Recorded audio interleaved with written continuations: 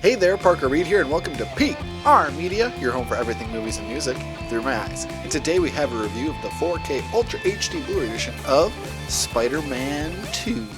When a failed nuclear fusion experiment results in an explosion that kills his wife, Dr. Otto Octavius is transformed into Dr. Octopus, a cyborg with deadly metal tentacles. Doc Ock blames Spider-Man for the accident and seeks revenge. Meanwhile, Spidey's alter ego, Peter Parker, faces fading powers and self-doubt. Complicating matters are his best friend's hatred for Spider-Man and his true love's sudden engagement to another man.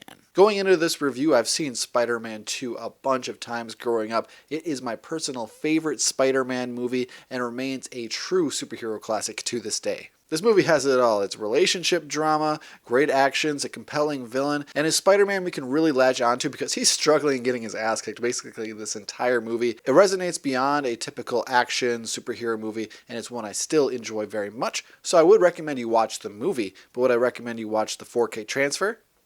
Let's find out. If you decide to pick up Spider-Man 2 on 4K Ultra HD Blu-ray in the United States, there are a couple different versions to pick from, but today I'm going to be showing you the 5-movie steelbook set that I purchased a couple years ago. On the cover we have a collage of imagery from the first 3 films, including Doc Ock from Spider-Man 2.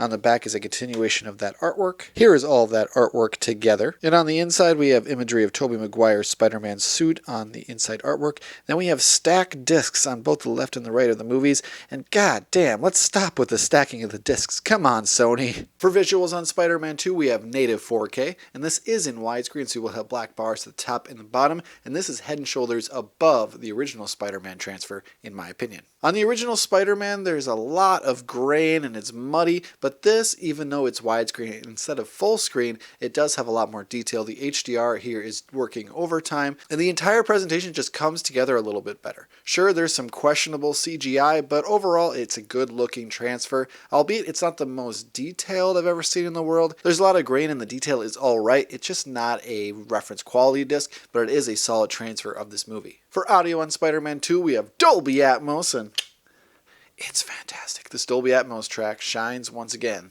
I believe the soundtrack of the original Spider-Man trilogy is the best in all of the Spider-Verse, and it really sounds great here as well. You can tell that they improved upon the original score, and the sound mix on here is a little bit better than the original movie as well. You can always hear the dialogue. You never have to really use subtitles unless you want to hear every exact word the people are saying, but overall this audio mix is solid. It does the job, and I have no complaints with it. So would I recommend Spider-Man 2 on 4K Ultra HD Blu-ray? I'm going to say yes, this is a day one pickup. One of my favorite superhero movies of all time, my favorite Spider-Man movie of all time, and a solid transfer. Definitely pick this up in advance of seeing Spider-Man No Way Home because I think it's going to come in handy. Thank you so much for watching this video. If you like what you saw here, you can check us out on Facebook or Instagram and like, comment, and subscribe if you so choose. My name is Parker Reed. You've been watching PR Media. Keep supporting physical media, and I'll see you next time.